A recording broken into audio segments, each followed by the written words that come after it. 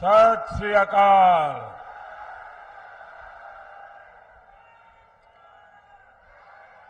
मैं बहुत खुशकिस्मत हाँ कि श्री गुरु तेग बहादुर जी ये पावन चरण छो स्थान ਅਤੇ श्री काली माता जी दे पावन स्थान पटियाला तो मैनू अपने पंजाब दौरे की शुरुआत करने का मौका मिला है।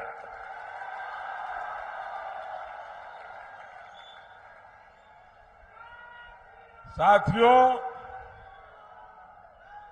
भारतीय जनता पार्टी के कार्यकर्ता के रूप में मैंने पंजाब में बहुत समय बिताया है। यहां के खेतों में, खलिहानों में, सड़कों में खूब घूमा हूं। वो दिन मुझे बराबर याद रहते हैं कि साथियों के साथ बारादरी गार्डन में सुबह सुबह टहलना और जोड़ियां भाटिया चौक में साथियों से गप मारना, सारी पुरानी यादें। और मैं देख रहा हूं आज मुझे काफी पुराने साथियों के दर्शन करने का भी अवसर मिला है। जब भी मैं पंजाब आता हूं, पंजाब से ये स्नेह और बढ़ जाता है। साथियों, देश में 5 चरणों का चुनाव हो चुका है और जनता जनार्दन ने मोहर लगा दी है कि फिर एक बार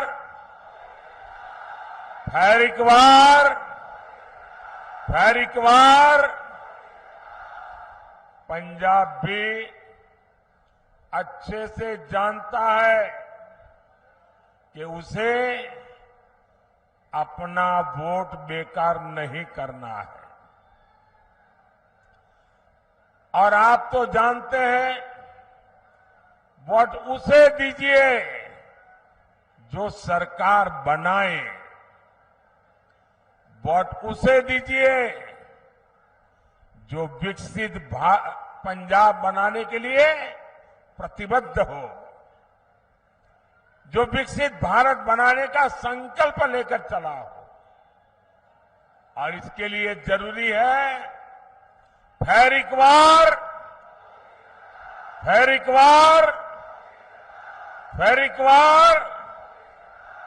भाइयों बहनों, 24 का ये चुनाव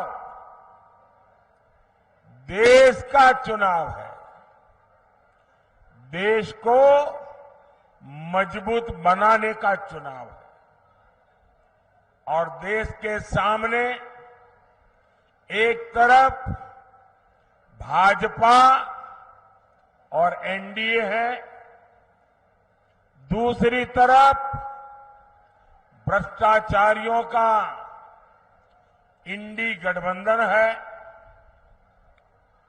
इंडी गठबंधन जिसके पास न नेता है न नियत है। एक तरफ मोदी है जो लड़ाकू विमान से लेकर एयरक्राफ्ट कैरियर तक भारत में बना रहा है। दूसरी तरफ इंडी गठबंधन है जो लिखित रूप में कहता है कि हमारे परमाणु हथियारों तक को समाप्त कर देना चाहिए। आज बुद्ध पूर्णिमा है। आज ही के दिन, बुद्ध पूर्णिमा के दिन, भारत ने अणु विस्फोट करके अपनी ताकत का परिचय करवाया था। साथियों, एक तरफ आतंकवादियों को घर में घुसकर मारने का साहस, दूसरी तरफ इंडी वाले हैं जो आतंकवादियों के एनकाउंटर पर आंसू बहाते हैं। एक तरफ मोदी सरकार है जिसने 10 साल में 25 करोड़ लोगों को गरीबी से बाहर निकाला है। वहीं दूसरी तरफ इंडी गठबंधन है जो कहता है कि आपकी कमाई, आपके खेत खलिहान का आधा हिस्सा छीन लेगा। इंडी गठबंधन समाज को, देश को बांटना चाहता है, लेकिन मोदी भारत को विकसित भारत बनाना चाहता है।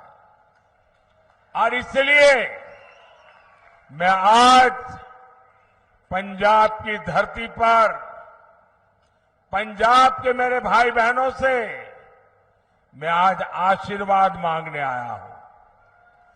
गुरुओं की भूमि पर सर झुका करके आशीर्वाद मांगने के लिए आया हूं।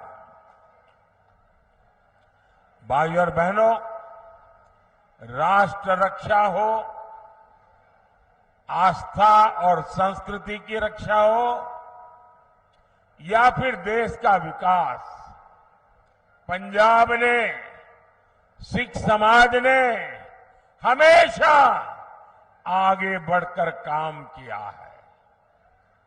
यहां के लोगों ने खेती से लेकर उद्यमिता तक देश के विकास को नेतृत्व दिया है।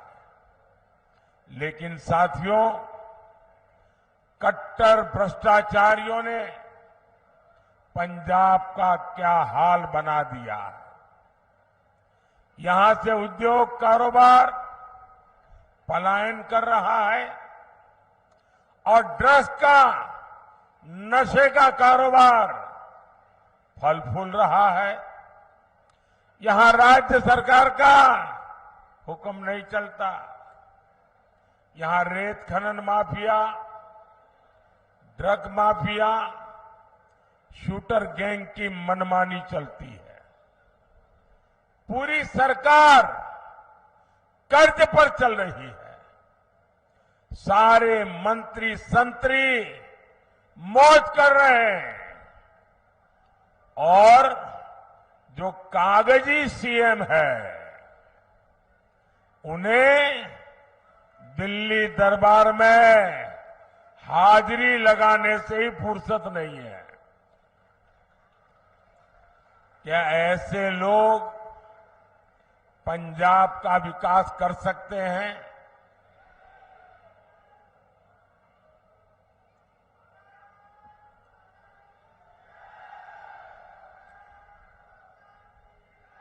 भाइयों और बहनों, यहां पंजाब में दिखावे के लिए दिल्ली की कट्टर भ्रष्टाचारी पार्टी और सिख दंगे के दोषी पार्टी आमने सामने लड़ने का नाटक कर रहे हैं। लेकिन सच्चाई यही है कि पंजाब और झाड़ू पार्टियां दो है, लेकिन दुकान एक ही है। यहां के लोग कुछ भी बयान दें, लेकिन दिल्ली में एक दूसरे को कंधे पर उठाकर नाच रहे हैं। और इसलिए मैं पंजाब के लोगों को प्रार्थना करता हूं कि इनसे सावधान रहना है।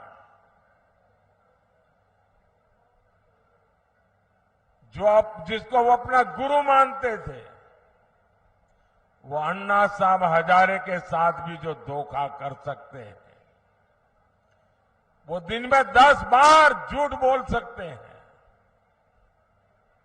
ऐसे लोग न पंजाब का भला कर सकते हैं, न आपके बच्चों के भविष्य के लिए कुछ देख करके जा सकते हैं।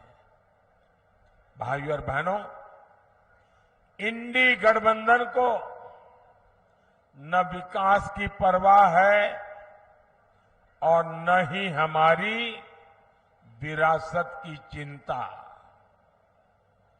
आजादी के बाद दूसरे दिन ही अयोध्या में राम मंदिर बन जाना चाहिए था, लेकिन कांग्रेस ने मंदिर का निर्माण रोका।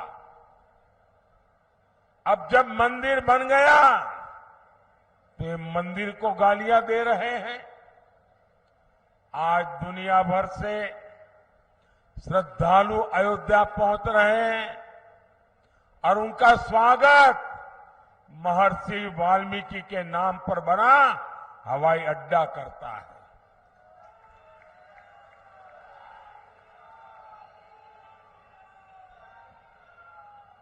लेकिन इन्हें हर उस बात से नफरत है जिससे हमारी आस्था का सम्मान होता हो। साथियों, ये इंडी गठबंधन वाले घोर सांप्रदायिक है,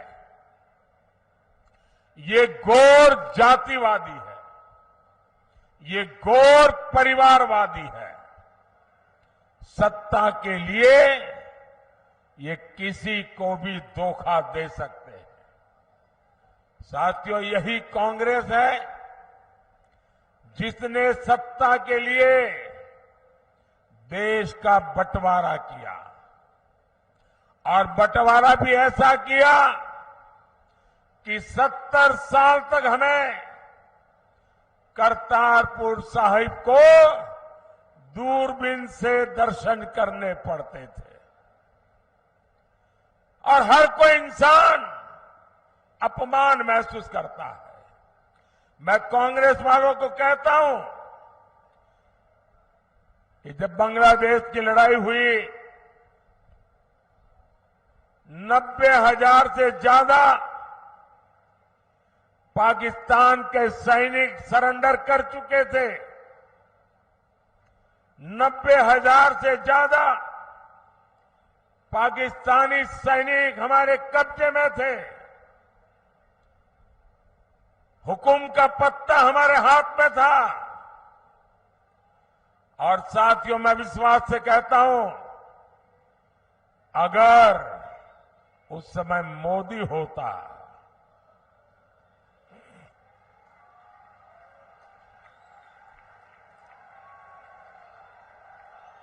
अगर उस समय मोदी होता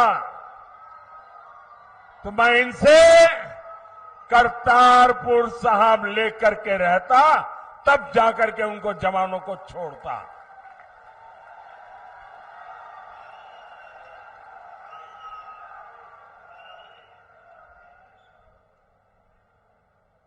वो तो नहीं कर पाए, लेकिन मुझसे जितनी सेवा हो सकी, क्योंकि गुरुओं की सेवा इससे बड़ा कोई धन भाग्य नहीं होता है। आज करतारपुर साहिब कॉरिडोर आपके सामने है। हमारे सभी श्रद्धालु गर्व के साथ वहां जाते हैं। साथियों, हमारी सरकार ने लंगर को टैक्स से मुक्त किया। ये पहले भी की सरकारें कर सकती थी। पहले हरमंदिर साहब में विदेशों से भक्त चंदा नहीं दे पाते थे। बार बार यहां से मांग उठती थी। दिल्ली में बैठी हुई सरकारें सुनने को तैयार नहीं थी। ये मोदी ने आकर के इसके नियमों में छूट दी और आज हमारे हरमिंदर साहब की सेवा दुनिया के किसी भी कोने में रहकर कोई कर सकता है। श्री फतेहगढ़ साहिब तो साहबजादे के शौर्य और शहादत का साक्षी रहा है। ये मोदी सरकार है जिसने साहबजादों के शौर्य के लिए समर्पित वीर बाल दिवस घोषित किया। और कुछ लोगों को समझ नहीं आ रहा है कि वीर बाल दिवस घोषित करने का मतलब क्या होता है। मुझे दुख है कि पंजाब में भी ऐसे लोग हैं जिनको इसकी कोई समझ नहीं है। पंजाब के अंदर इस महान त्याग तपस्या के लिए मैं पंजाब में रहा हूं। कई दिनों तक हमारी माताएं बहनें, हमारा परिवार व्रत रखता है, जमीन पे सोता है। कितना महत्वपूर्ण श्रद्धा का विषय है। लेकिन हिंदुस्तान में केरल में जाइए, उनको कुछ पता नहीं। तमिलनाडु में जाइए, कुछ पता नहीं। आसाम में जाइए, कुछ पता नहीं। इतना बड़ा त्याग और बलिदान और मेरे देश के लोगों को पता नहीं है। ये मुझे बहुत खटकता था। मैं चाहता हूं हिंदुस्तान के हर बच्चे के दिल दिमाग में साहबजादों का बलिदान हमेशा हमेशा रहना चाहिए। किसी भी बालक मन के लिए इससे बड़ी कोई प्रेरणा नहीं हो सकती। और इसलिए हमने वीर बाल दिवस के रूप में पूरे हिंदुस्तान में हर स्कूल, कॉलेज, गांव कार्यक्रम करने की परंपरा खड़ी की है। अगर पंजाब के लोग भी इस काम को न समझ पाए तो इससे बड़ा चिंता का विषय क्या हो सकता है। आपको याद होगा अफगानिस्तान में हमारे सिख परिवार संकट में थे। हम सभी को सुरक्षित वापस लाए। हम गुरु ग्रंथ साहब के स्वरूपों को भी अदब के साथ मेरा मंत्री जाके सर पे सम्मान के साथ लेकर के आया। साथियों, ये प्रधानमंत्री की बात छोड़ दीजिए, मेरा तो आपसे खून का नाता है। गुरु गोविंद सिंह जी के जो पहले पंच प्यारे थे उसमें मेरा एक द्वारिका का पंच प्यारों में था जी। मेरा आपसे खून का रिश्ता है। इतना ही नहीं, आज अगर जामनगर में जाएंगे तो वहां जो सबसे बड़ा अस्पताल है वो गुरु गोविंद सिंह जी के नाम पर है, जिस जामनगर जिले में द्वारिका पड़ता है।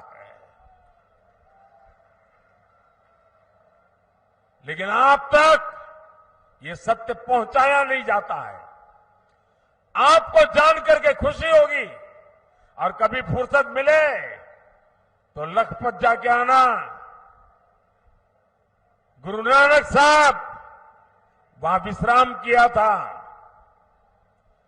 वो गुरुद्वारा भूकंप के अंदर क्षतिग्रस्त हो गया, करीब करीब ध्वस्त हो गया। मैं मुख्यमंत्री था, मैंने कहा मुझे वैसा ही गुरुद्वारा बनाना है जो गुरु नानक देव जी के समय के साथ।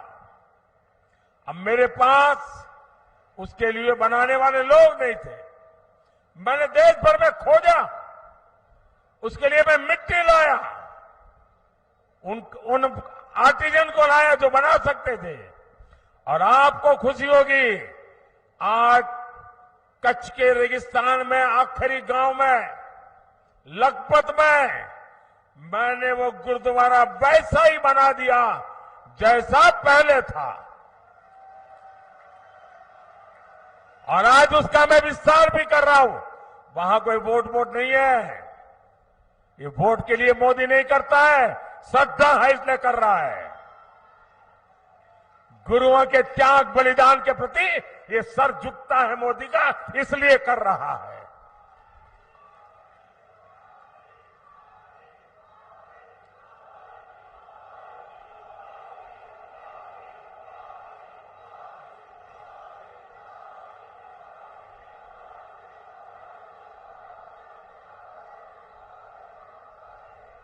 सबका साथ, सबका विकास की यही भावना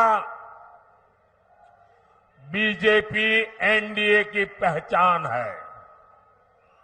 भाइयों और बहनों, इंडी गठबंधन वालों के लिए अपने वोट बैंक का तुष्टीकरण ही सबसे बड़ा लक्ष्य है। बंटवारे से पीड़ित दलित भाई बहनों को, सिख भाई बहनों को मोदी भारत की नागरिकता दे रहा है। आप सोचिए, आजादी के इतने साल हुए, मेरे सैकड़ों सिख परिवार हैं जिनको नागरिकता नहीं दी गई, और आप थोकबंद वोट देते रहे। क्या पाया आप लोगों ने? सोचिए, साफ साफ बात करने वाला कोई मिलेगा नहीं आपको। और इसलिए आज मैं कह रहा हूं, ये लोग सीए का विरोध करते हैं। अगर सीए का विरोध करेंगे तो मेरे सिख भाई बहन जो पाकिस्तान में, बांग्लादेश में, अन्य देशों में प्रताड़ित होते हैं, वापस आते हैं, कौन संभालेगा उनको? मैं उसे मेरा कर्तव्य मानता हूं और इसलिए मैंने उनको नागरिकता देने का कानून बनाया है। वोट पाने के लिए नहीं बनाया है।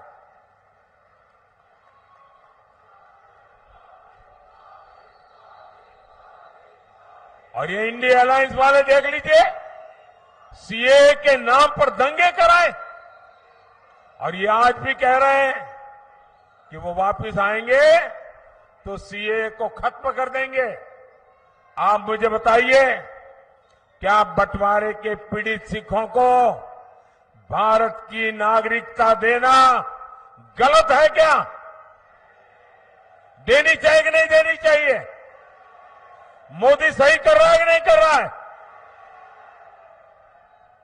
साथियों, गुरुओं ने हमें सामाजिक न्याय की सीख दी है। इसलिए भाजपा दलितों, पिछड़ों के सच्चे सामाजिक सशक्तिकरण पर बल दे रहा है। मोदी ने देश और दुनिया में बाबा साहब आंबेडकर को समर्पित पंचतीर्थ बनाए हैं। संत रविदास के अनुयायियों का तो बार बार मुझे बनारस में स्वागत करने का अवसर मिलता है। और अभी मध्य प्रदेश में जहां हमारी सरकार है, संत रविदास जी का भव्य मंदिर बना रहे हैं हम। काशी में संत रविदास जी की जन्मस्थली का विकास किया जा रहा है। गरीब का बेटा हर गरीब की चिंता करता है। हर जरूरतमंद को मुफ्त अनाज मिलता रहेगा। इसके लिए मैंने मुफ्त राशन की योजना चलाई है। मोदी 5 लाख रुपए तक के मुफ्त इलाज की सुविधा दे रहा है। मोदी ने जल जीवन मिशन शुरू किया है ताकि आपको घर में नल से शुद्ध पानी मिले।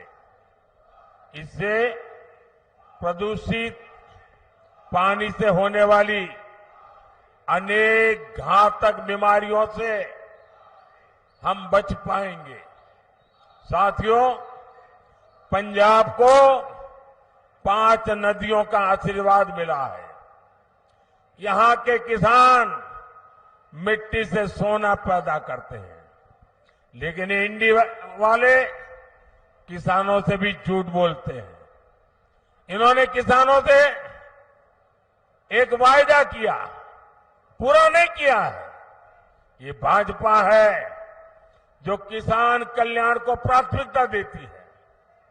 बीते 10 साल में पंजाब से गेहूं और धान की रिकॉर्ड खरीदी हुई है। 10 साल में हमने एमएसपी में 2.5 गुना वृद्धि की है। यहां पंजाब के हर किसान को पीएम किसान सम्मान निधि के करीब 30,000 रुपये, एक एक किसान को 30,000 रुपये मिल चुके हैं। केमिकल खेती से धरती मां को बचाने के लिए हमारी सरकार नेचुरल फार्मिंग पर जोर दे रही है। साथियों, भारत तभी विकसित होगा जब पटियाला जैसा हमारा सेंटर विकसित होंगे। आने वाले 5 साल में भारत एक बड़े मैन्युफैक्चरिंग हब बनने की तरफ आगे बढ़ रहा है। इसका सीधा लाभ पंजाब को और पटियाला जैसे शहरों को होने वाला है। हमने एजुकेशन सेक्टर को विदेशी संस्थानों के लिए खोल दिया। इससे विदेशी यूनिवर्सिटीज भी देश में कैंपस खोल रही है। इसका लाभ भी पटियाला जैसे एजुकेशन हब को होगा। ये तो स्पोर्ट्स का एक बड़ा सेंटर है। मोदी का संकल्प भारत को खेल महाशक्ति बनाने का है और 2029 जब यूथ ओलंपिक होगा, 2036 जब ओलंपिक होगा, भारत तैयारी कर रहा है ये ओलंपिक हिंदुस्तान की धरती पर हो। और इसलिए खिलाड़ियों और स्पोर्ट्स इंफ्रास्ट्रक्चर पर इतना खर्च किया जा रहा है। भारत में ओलंपिक्स हो, इसके लिए हम पूरी तैयारी कर रहे हैं। इससे देश में स्पोर्ट्स इकोनॉमी का निर्माण होगा, नई नौकरियां, नए रोजगार बनेंगे। भाइयों और बहनों, 1 जून को आपको विकसित पंजाब के लिए, विकसित भारत के लिए वोट करना है। पटियाला से परिणीत कौर जी, फतेहगढ़ साहिब से गेजाराज वाल्मीकि जी, संगरूर से अरविंद खन्ना जी, भटिंडा से परमपाल कौर सिद्धू जी, फरीदकोट से हंसराज हंस जी को ज्यादा से ज्यादा वोट से विजयी बनाए। और आप जब इनको वोट देते ना, वो वोट सीधा सीधा मोदी के खाते में जाता है। और इसलिए मैं आज पंजाब की धरती से, मेरी ये पहली चुनाव सभा से सभी पंजाब के नागरिकों को आग्रह करता हूं कि हमें पंजाब को बदलना है।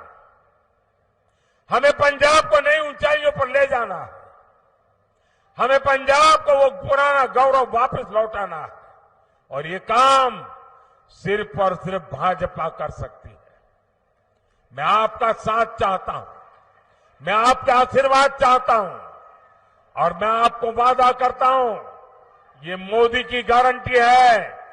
आपका सपना ये मोदी का संकल्प है। मेरा पल पल आपके लिए, मेरा पल पल देश के लिए 24/7 फॉर 2047 ये मोदी की गारंटी है।